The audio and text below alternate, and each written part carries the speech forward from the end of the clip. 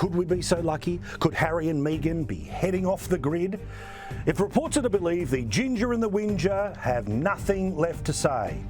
And you'd hope so.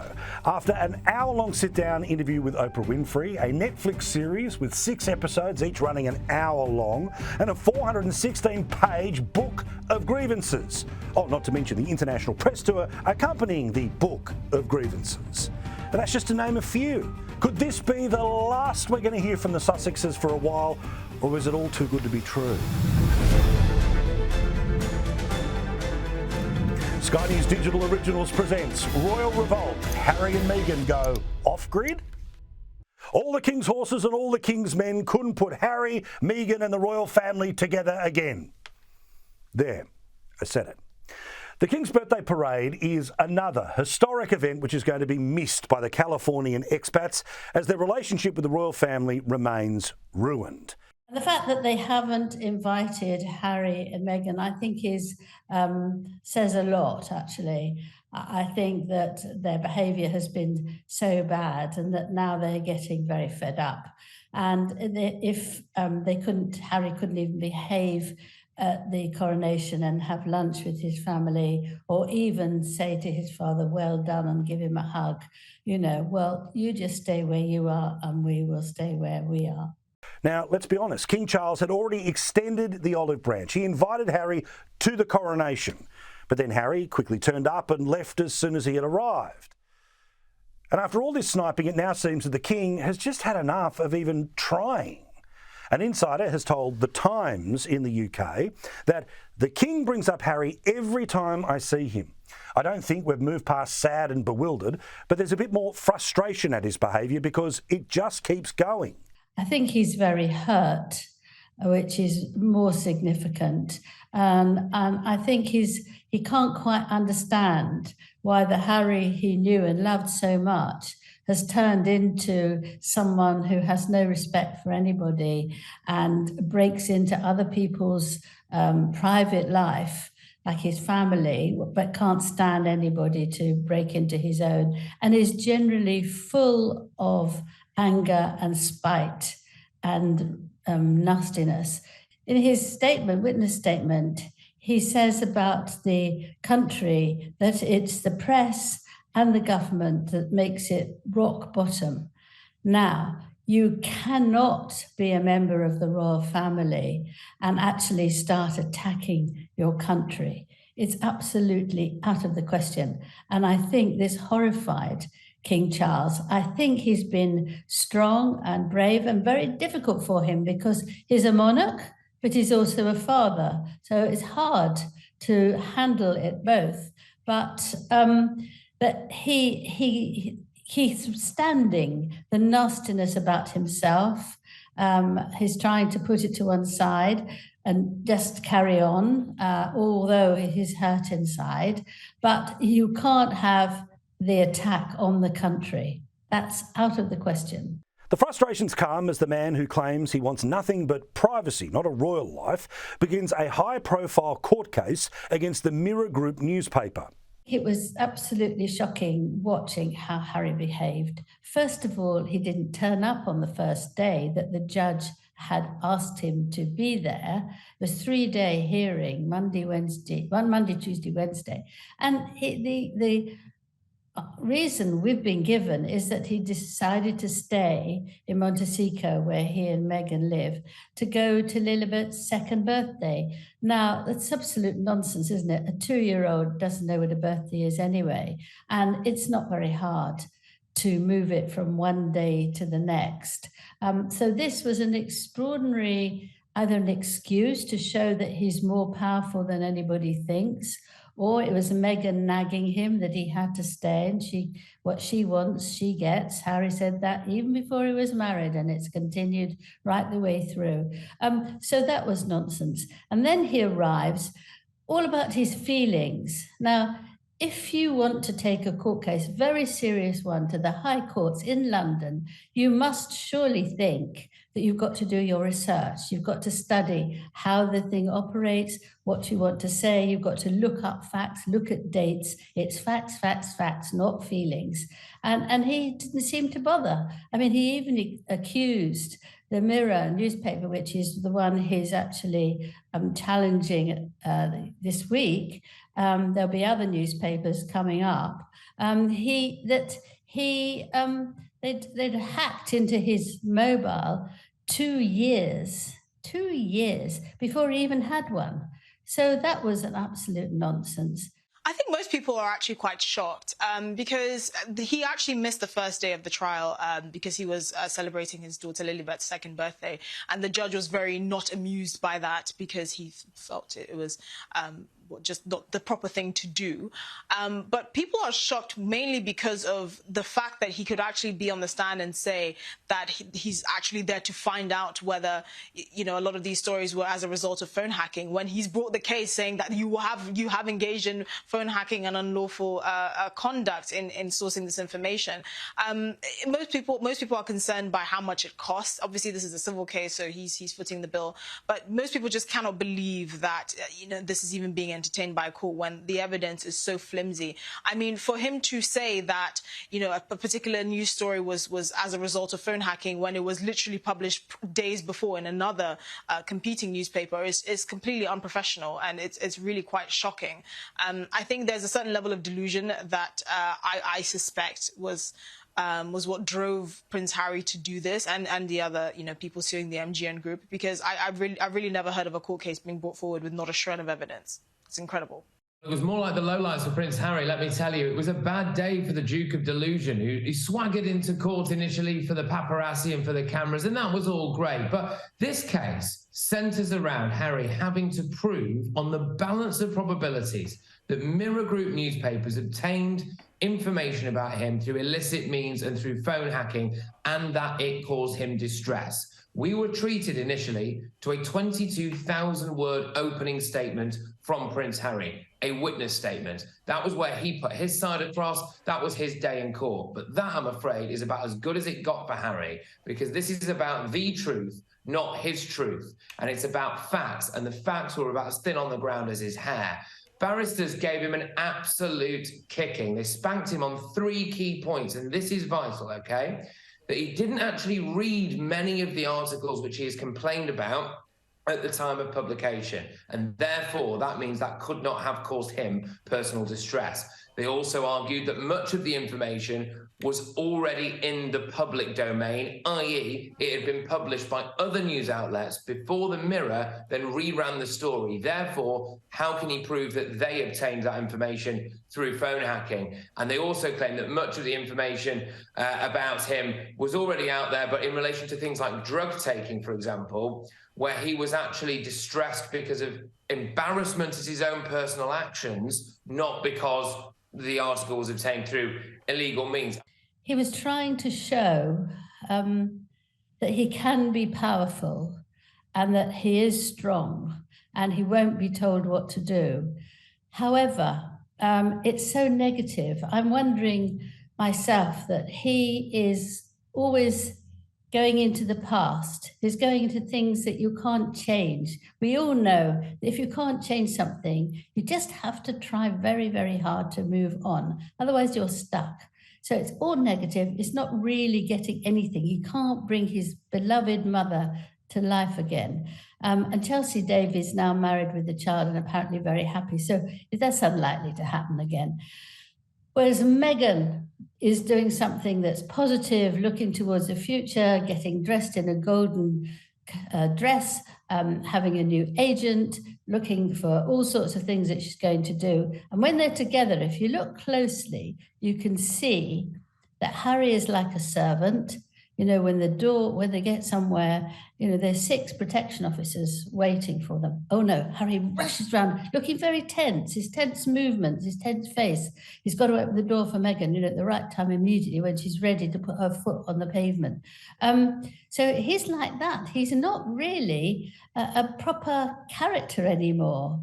And so why, she's going forwards, positive things, he's going backwards to negative things. Not a happy place. It is a civil case, so the burden of proof is lower than it would be if it was a criminal case. He has to prove that on the balance of probability, the Mirror Group newspapers did engage in unlawful activity, did hack his phone, and that this caused him distress at the time. But unfortunately for Harry, his statement and his answers to the questions throughout, he had hours and hours of examination by a barrister. The problem was it was all feelings over fact. As you said there, he had no clear-cut evidence. He thought that he could just rock up and say, I feel this and that happened, I speculate this, I accuse this, and that he would be able to get through to the judge on that regard. But that's not how a case works. And he came woefully unprepared. And I think that does reflect a man who is very, very entitled and also a little bit naive.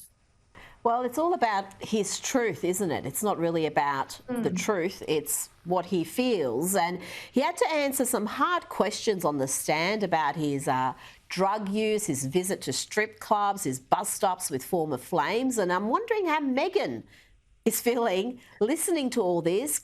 Also, he seems to be still pining over his one true love, Chelsea Davy, who he blames the press for their breakup. I mean, that's, to me, is quite strange in itself, that he mentions this breakup as a harm that is suffered, given that he's now, hopefully with the real love of his life. He mentioned Chelsea Davy's name over 100 times in his opening statement, and Meghan's only a handful of times.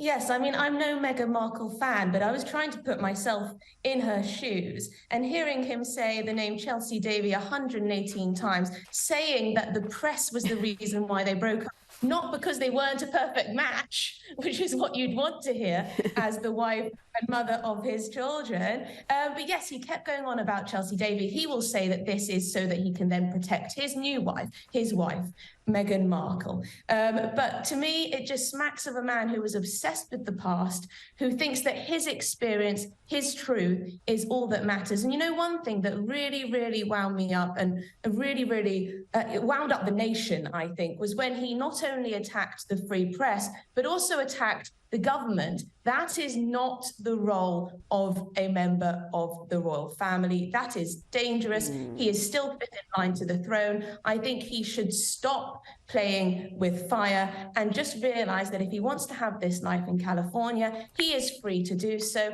But I hope that for his own mental health, he starts to let the past go and live his best life in Montecito as was planned. Remember, privacy was the plan all the way along. That was always the plan for the couple and why they retreated from public life in California in the first place. They were leaving behind their royal duties in the United Kingdom and Commonwealth. But let's be honest, it never happened. Sure, he got rid of the royal bit, but instead they have more spotlight than ever before, more headlines than he ever got when he was a working royal, more chaos than he ever planned. Or maybe it's exactly what they wanted. Everybody's always got more to say. He threatened he would do a second version of his book Spare because he had lots of things to say and he could reveal things that would absolutely shock them. I took that to perhaps mean that he was going to talk about the safety things that are going on in the palace, and I got very worried about that. But that hasn't come off, but it's a threat. I think every now and then when they think they've been knocked back a bit, they sort of refresh themselves, and that's one of the sort of statements. They've got nothing else to say. Well, we hope that. We'd hoped after Oprah Winfrey's interview that they didn't have anything else to say. But Meghan, the idea that Meghan wants to work now behind the scenes, behind the camera. First of all, she doesn't know anything about it, but of course she always thinks she does know about everything, and she's always right. Harry listens. Nobody's interested really in a producer's life or a director's life. They want to see the leading characters, the star of the show, as it were. And people will just not be very interested. And if it's all about women and telling people they've got to be kind and compassionate, when they're certainly not, I don't think it's going to go anywhere. Netflix is not going to do any more. after her book, her own book. Now, don't tell me she hasn't got loads and loads of attacks in that one, because she also felt that she was a victim and they didn't treat her right and they were racist and they were horrible. But they've changed the racist now 2 years later. Very, very cunning, very, very nasty. And I think that they'll diminish because people aren't interested in hearing much more for them, or being told what to do or how to do, or not to fly private jets and be compassionate. Where are they compassionate? Absolutely not. I think that's just a sort of cover. They've got a new agent that deals with all their PR, and they've got to come up with something positive. I thought it was a very feeble thing to come up with. The South Park episode really encapsulated it. They're on this worldwide privacy tour, running around trying to get people's attention while saying, "Give me my privacy." And I think it stems from Meghan Markle's complete fascination with fame and narcissism. She loves the paparazzi, she loves the cameras, and that's just the opposite of what Harry wants. Harry is, deeply wounded by what happened to his mother, and he's got into his head that the paparazzi that he sees around him are his mother's murderers. And so Meghan Markle has exploited that. That's her secret power to control Harry, is to exploit his deepest, darkest fear. Yeah. He couldn't save his mother, and maybe he can't save his wife. Drawing on parallels between Meghan Markle and the late Princess Diana is something that the Sussexes have used over and over. Why? Because they want to reshape Meghan's awful image. Given Princess Diana's continued popularity, Harry and Meghan have worked to use this comparison in their favour for years. From the claims of naivety about royal life. Remember when Princess Diana said in 1995, at the age of 19, you think you're always prepared for everything and that you have the knowledge of what's coming ahead. Because I didn't grow up knowing much about the royal family. It wasn't something that was part of conversation at home. It wasn't something that we followed. Well, I didn't do any research about what that would mean. You didn't do any research? No. I've never looked up my husband online. I just didn't feel a need to, because everything that I needed to know he was sharing with me. I didn't fully understand what the job was, right? What does it mean to be a working royal? There was no way to understand what the day-to-day was going to be like. Being considered a problem for the royals, Princess Diana then claimed, "I was a problem. I was a liability." I haven't left the house in months. I mean, there was a day that one of the members of the family, she came over and she said, "Why don't you just lay low for a little while? Because you are everywhere right now." And I said, "I've left the house twice in 4 months. I'm everywhere, but I am nowhere." The unwanted media attention. I seemed to be on the front page of a newspaper every single day. It took a long time to understand why people were so interested in me, but I assumed it was because my husband had done a lot of wonderful work leading up to our marriage and our relationship.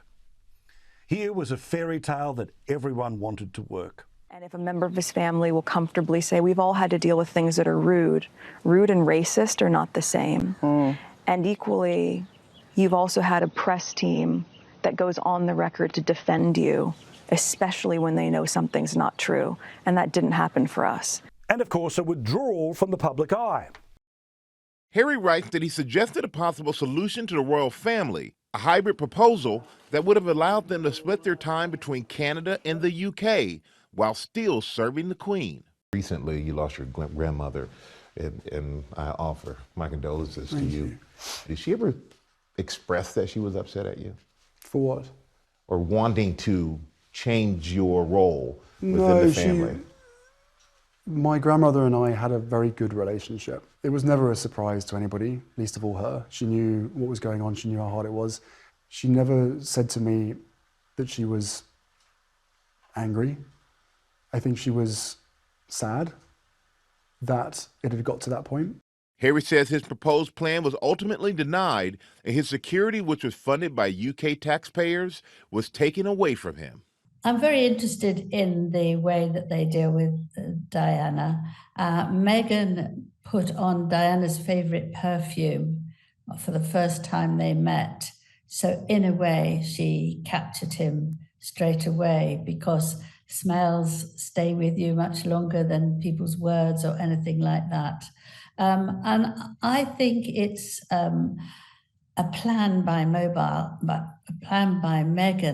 You might think that's awful of me, but when I interviewed Prince Harry for the biography I wrote about him in 2017 and 18, he said to me he now feels much happier. He feels he can move forward. He understands what happened to his mother, and is obviously desperately sorry about that, but he's going to move forward. He wants to help the Queen. She was 90 or 91 at the time. And he also wants to be the right hand for his brother, Prince William, when his chance comes to be king.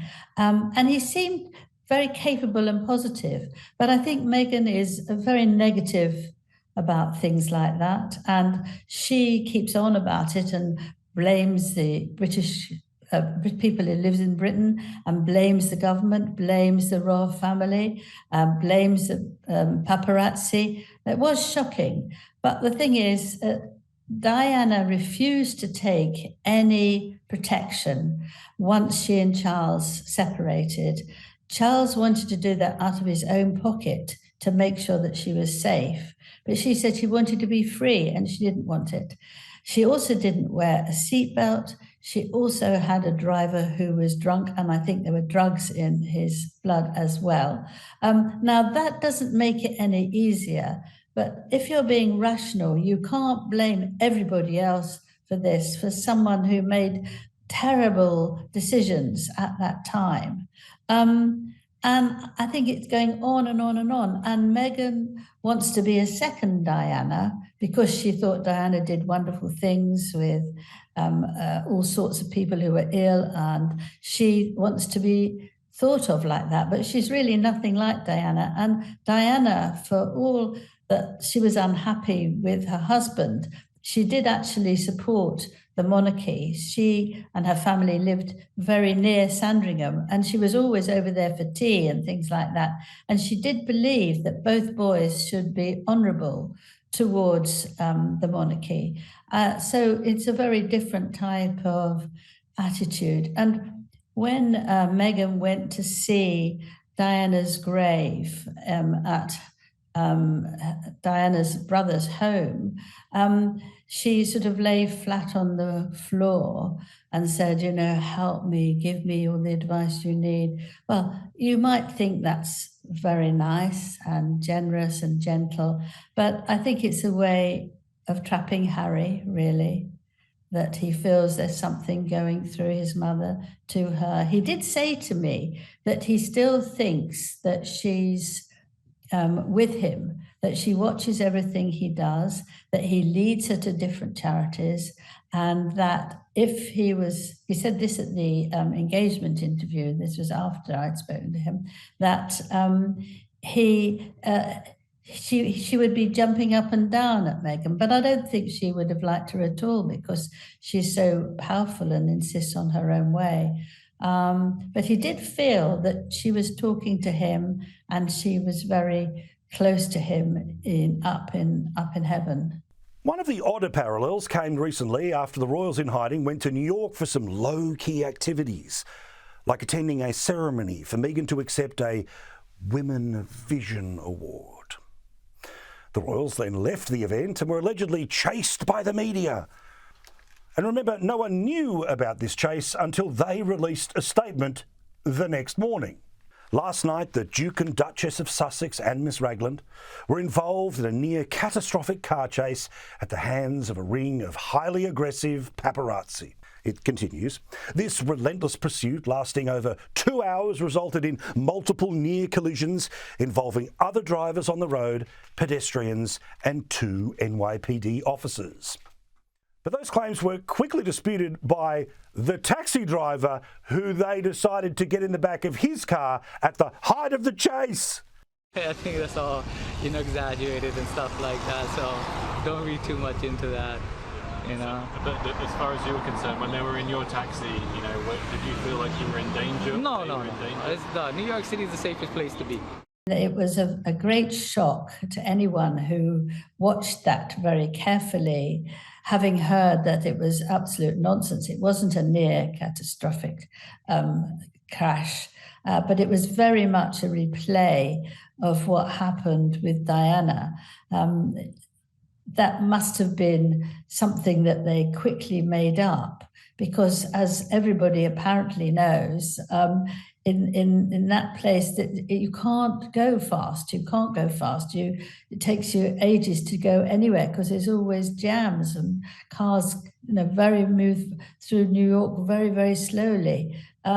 So whether that was made up before or after and they tried to play it out, or whether it did happen and they thought this was a good one to show how they are still linked very closely mentally and emotionally with Diana. And of course, Harry, who is now so vulnerable, would have been absolutely devastated by the chance that this could have happened again. He said from the time he met Meghan that he wants to protect her.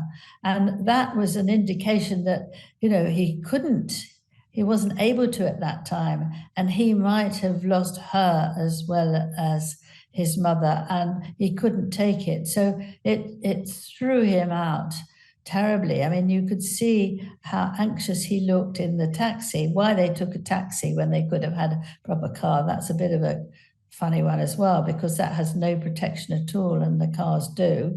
Meghan was smiling in there, and Doria, Meghan's mother, was almost asleep. So it was his pain. He felt genuine pain. And for that, I felt very sorry, because I thought the shock was terrible. But, in New York, the attitude, the approach towards photographers is much stronger than it has in the UK. And if somebody is well known, whether it's a prince or an actress or whatever it is, they are allowed to take pictures as much as they like. So they could have done that. And actually, if they'd stopped their car and got out and let them take pictures for 1 minute or 2 minutes, or let them take pictures of them inside the car, they'd have gone away. But they turned it into a sort of stage one drama. Well, this press release that was released by the Sussexes just shows kind of how their use of language hasn't matured enough to really understand kind of the repercussions of what could happen. So a near catastrophic car chase, most people were thinking of, Princess Diana and the horrible car accident that she was involved in Paris, which was literally a catastrophic car chase involving loads of paparazzi. When this press release was put forth, many people were questioning how you could possibly have a car chase in Manhattan, given the fact that it's a very densely populated, heavily regulated city like London. I mean, I remember making the point that you couldn't actually have a car chase in somewhere like London, because you would end up in Kent. It's literally impossible. There's so many cameras and speed controls. So it was mainly the language that they used that caused confusion. And also the mayor of New York, Eric Adams, came out and said, they are reviewing the footage of the Sussexes' car during that night, but he really doubts that it could have been a car chase, just because of the logistics of that and how impossible it seems. So it's mainly a language issue, but also it's a huge failure in security.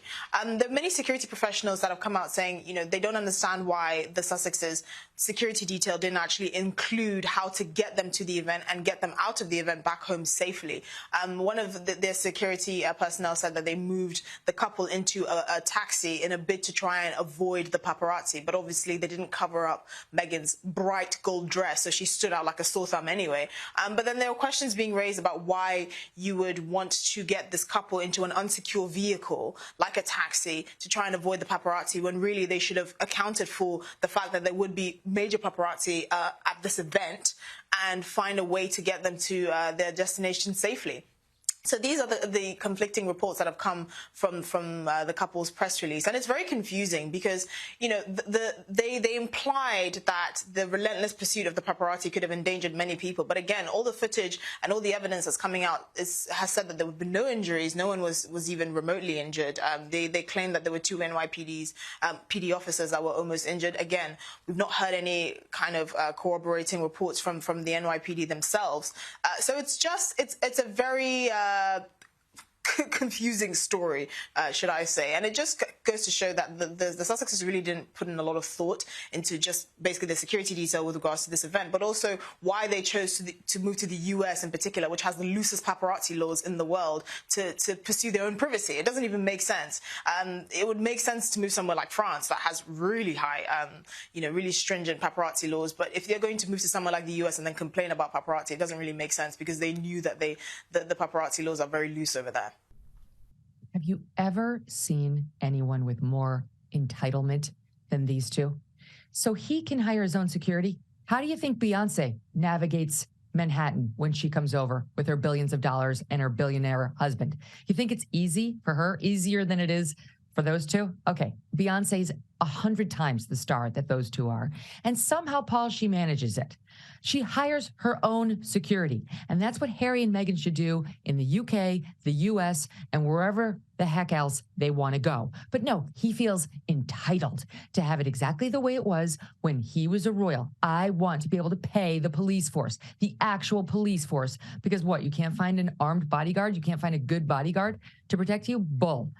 So they said no, but he has that sense of entitlement, same as this pair, who finds themselves with a few paparazzi following them when they left her Woman of Vision Awards ceremony. Yeah. And not only did they make up a fake car chase that never happened and say it was near catastrophic, which is, what is that? What does that mean? It means nothing happened. Catastrophic's one thing. Near catastrophic is, I got scared when a guy in a Vespa went by. It's another lie. And the cops have dumped on it, and the taxi driver has dumped on it. Everybody's dumped on it and said it wasn't true. But then they turn around and demanded to have the photographs that the paparazzi took of them. Well, sorry, champ, but that's not the way it works in this country. That's the property of the photographers, who, whether you like them or not, work very hard for what they do, and they have no obligation. They sent a lawyer letter to the photographers saying, turn them over. There's no obligation to do that. It's their sense of entitlement, and it's dripping, oozing out of their pores. What they needed to do was walk out of this event, smile, wave, stand, pose, let the paparazzi do their thing. Let them get the photo. You're all dressed up. You look great. Let them have their photo. And then they won't hound you like, you're something special trying to get the photo. They will get the photo. That's rule number one of the paparazzi. You learn it pretty early on when you're a public figure. The fact that, she skipped all of those learning experiences by marrying into the firm explains some of her naivete. Harry, I have no excuse for him. But the pair of them needs to understand that the paps have a job to do. It's not pleasant. Take it like a man or a woman. Move on and stop complaining, especially in a city like New York. We hate whiners. We're the city that lost 3,000 people on 9/11. We went back to work the next day. We went to the financial stock exchange and we bought stock just to keep the city rolling. We don't like complainers. Harry and Meghan have tried it all in trying to change their public image. They blame everyone else, and they've tried so hard to be multi-million-dollar victims. Just me, or they'd be doing themselves, and let's be honest, the rest of us, a massive favour if they really have got nothing left to say. Then go away.